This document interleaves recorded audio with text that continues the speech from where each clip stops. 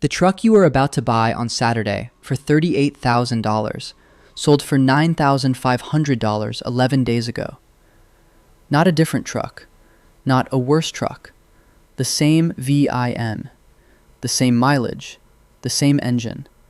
It was sitting in a government auction on a Tuesday morning while you were at work, and a dealer paid less than a quarter of what you were going to pay, put it on a transport flatbed, and had it on his lot before the week was out. That $28,500 gap is not the dealer's reward for finding a great vehicle. It is the price you are paying right now for not knowing a legal, publicly accessible auction system exists, one that has been running every single week for decades. Stay with me to the end of this video, because by the time we are done, you will know the exact websites, the exact search filters, and the exact inspection checklist the dealers use internally.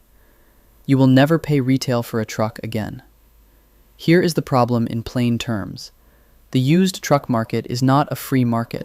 It is a tiered system with two prices for the same vehicle, one for dealers and one for you. Dealers access wholesale auction networks that the public is structurally prevented from using. Not legally prevented, structurally. The industry built a wall of licensing requirements, auction membership rules, and buyer registration processes that effectively excludes every private individual in the country. The result is this. A vehicle leaves government or corporate service, enters the wholesale pipeline, gets repriced by 2 or 3 middlemen, and lands on a retail lot with a sticker that reflects every margin that was stacked on top of the original sale price. You pay for all of it. You pay for the transport, the detail shop, the dealer's floor plan interest, the reconditioning markup, the certification badge, the finance office. You pay for every hand the vehicle passed through between the auction block and your test drive, and you had no idea the auction block existed. The average used truck buyer in this country overpays by $8,000 to $15,000 per transaction, not because they are foolish, because the information gap is deliberately maintained. Dealers do not advertise that they bought your future truck at auction last week. Manufacturers do not tell you that their certified pre-owned program is a financial product priced using actuarial failure data they have never shared with a retail customer. The system is legal. It is also designed from the ground up to ensure you never see the price before the markup. The vehicle you need exists right now at the price you should be paying. It is just being sold in a room you were told you could not enter.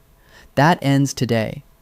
When a police department buys a Ford Police Interceptor utility or a Dodge Durango Pursuit, they are not buying a standard retail vehicle.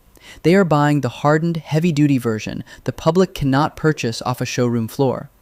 Upgraded cooling systems, transmission oil coolers that run continuously, heavy-duty alternators rated for 220 amps because police vehicles run radios, laptops, light bars, and charging systems around the clock. The Pursuit-rated suspension is tuned for stability at 130 miles per hour. The engine calibration is optimized for sustained high-load operation, not peak horsepower numbers on a window sticker. When these vehicles are decommissioned at 70,000 to 100,000 miles, they go to auction. And here is what the dealership knows that you do not. A police interceptor at 80,000 miles has had its oil changed every 3,000 miles by a city mechanic with a checklist. The transmission fluid has been flushed on schedule. The brake pads have been inspected every 6 months by a government employee whose job depends on the paperwork being correct. That same mileage on a privately owned vehicle tells you nothing. You have no idea if the previous owner went 12,000 miles between oil changes, or if the transmission has ever seen fresh fluid. Fleet maintenance records are not a suggestion. They are a legal requirement. The city has to prove the vehicle was maintained. You get to verify it before you buy. The federal government runs its own auction system on top of that.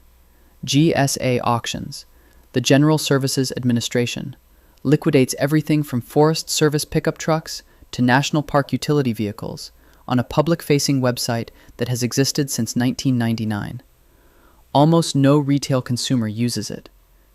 A 2018 Chevy Silverado 2500 with 62,000 miles and a full maintenance log from a federal agency can sell for $11,000 at a GSA auction. That same truck on a dealer lot with higher mileage and zero history will be priced at $34,000. The gap is not about the truck. It is about information asymmetry. The dealer knows where the truck came from. You were never supposed to find out. State and municipal auctions add one more advantage. Many states are legally required to accept the highest bid, full stop. There is no back and forth financing negotiation. No sales manager working a four-square worksheet to hide the actual cost of the vehicle. You bid, you win, you write a check. The government hands you a title. It is the only automotive transaction in America where the seller is legally incapable of playing games with your money.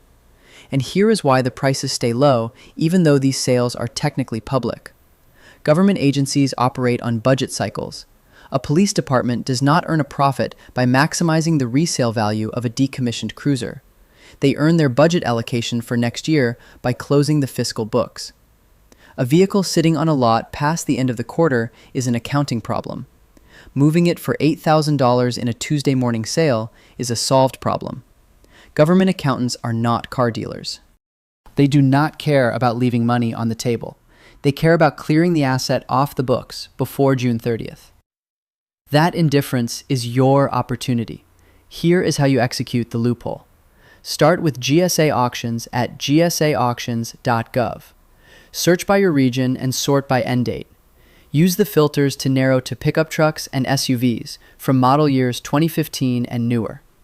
Every listing shows mileage, condition, grade, and which agency operated the vehicle.